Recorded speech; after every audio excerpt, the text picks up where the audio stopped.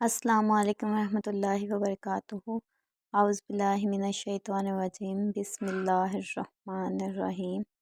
تو ہماری 4 آیات کمپلیٹ ہو گئی تھی، ہم آج 5ویں پڑھیں گے، اور 5ویں اور چھٹی جو آیات ہیں میں پہلے ان کا بتا دوں، یہ دونوں یتیموں کے بارے میں ہیں۔ ہم 5ویں آیت پڑھیں گے اب۔ اس میں ہے، اور مت پکڑاؤ بے عقلوں کو اپنے وہ مال جن کو بنایا ہے اللہ نے تمہارے گزرگان کا سبب، اور ان کو اس میں سے کھلاتے پہناتے رہو اور کہو ان سے مقبول بات۔ اس آیات میں بتایا گیا ہے کہ کم عقل، ابھی جو یتیم ہوتا ہے، اپنے بچے ہوتے ہیں، وہ کم عقل جب ہوں تو ان کو اپنا مال نہیں دینا چاہیے، بلکہ وہ تو آپ لوگوں کے گزارے کا ذریعہ، اگر آپ ان کو دے دو گے وہ ضائع کر دیں گے تو کچھ فائدہ حاصل نہیں ہوگا، ٹھیک ہے۔ اور ان کو اسی میں کھلاتے پلاتے رہو۔ اگر وہ جیسے یتیم ہے، وہ اپنا مال مانگ بھی لیتے ہیں تو ان کو اچھی بات کہو، تو انہیں دھمکاؤ نہ۔ پھر آگے ہم اس کی تشریح کرتے ہیں۔ میں نے آیت کا مطلب اور مفہوم بتا دیا آپ کو، آگے ہم اس کی تشریح کرتے ہیں۔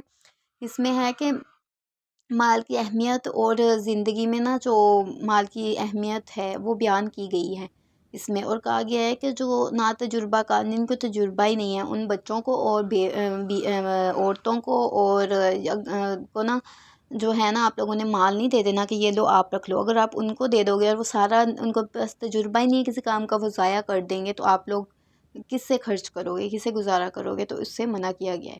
اور پھر آگے حضرت عبداللہ بن عباس رضی اللہ تعالیٰ عنہ فرماتے ہیں کہ نا، کم عقل جو بچے ہیں، عورتوں ہیں جو ہیں نا، ان کے سپرد جو ہے نا اپنا مال نہ کرو، کہ وہ ان کے پاس تجربہ نہیں ہے، کوئی چیز بھی نہیں ہے، وہ سارا خرچ کر دیں، اڑا دیں، اور پھر آپ لوگ کہ ان کے محتاج ہو جائیں۔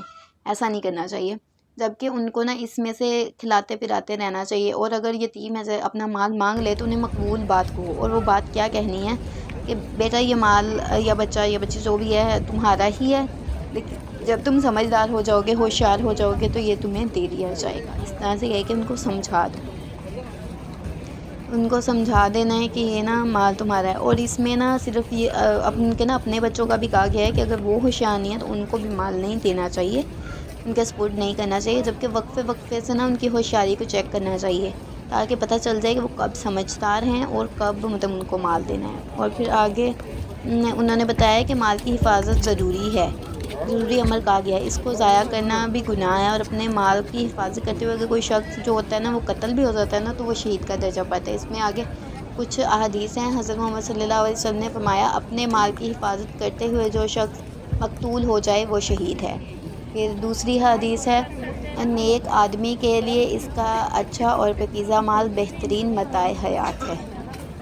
اور تیسری حدیث ہے، جو شخص اللہ تعالیٰ عز و جل سے ڈرتا ہو، اس کی مالداری میں دین کا کوئی حرج نہیں۔ اگر کوئی شخص ہے وہ اللہ سے ڈرتا ہے لیکن وہ پیسے بھی جوڑتا ہے، تو اس کے مال جوڑنے میں کوئی حرج نہیں ہے، کیونکہ اسے پتہ ہے کہ میں اللہ سے ڈرتا ہوں، میں نے اسے گناہوں میں خرچ نہیں کرنا، اسے میں نے ثواب کے راہ میں لگانا، اسے اس راستے پہ لگانا ہے۔ آگے اسی حدیث کی نا تشریح کی ہوئی ہے کہ ایک صالح اور اگر نیک آدمی ہے نا، وہ اپنے پیسے جمع کر رہا ہے یا کچھ بھی کر رہا ہے یا اپنی حفاظت کر رہا ہے پیسے کی، لیکن وہ صحیح راستے پہ چل رہا ہے، تو اس میں کچھ بھی گناہ نہیں ہے اس کو جمع کرنا۔ لیکن جو مفتی وغیرہ یا کوئی صوفیہ ہوتے ہیں، وہ کہہ دیتے ہیں کہ مال نہیں جمع کرنا چاہیے، وہ ان لوگوں کے لیے جو غلط کاموں میں مال لگاتے ہیں، کیونکہ مال اس وقت ہماری ضرورت بھی ہوتا ہے، تو ہمیں جمع اگر ہم تھوڑا بہت جوڑ لیتے ہیں یا اس کی حفاظت کرتے ہیں تو وہ غلط نہیں ہے، لیکن ہم نے اللہ کی راہ کو نہیں چھوڑنا۔